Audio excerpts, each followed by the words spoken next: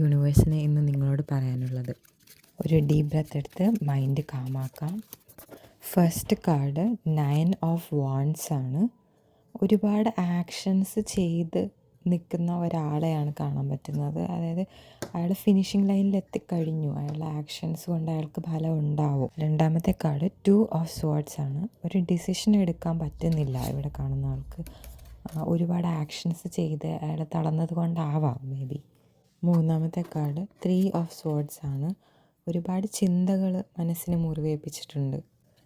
ഇനി healing card നോക്കാം. Being true.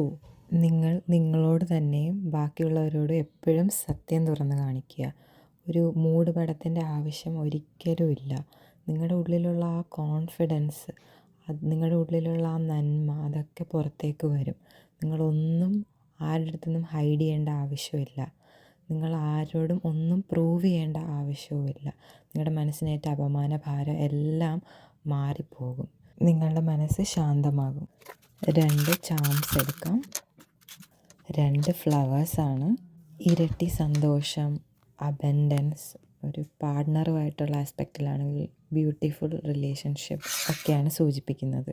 മനസ്സിൻ്റെ അമിത ചിന്തകളൊക്കെ മാറി ക്ലാരിറ്റി വരിക മാത്രമല്ല, ഒരുപാട് സന്തോഷങ്ങൾ വരിക കൂടി ചെയ്യും.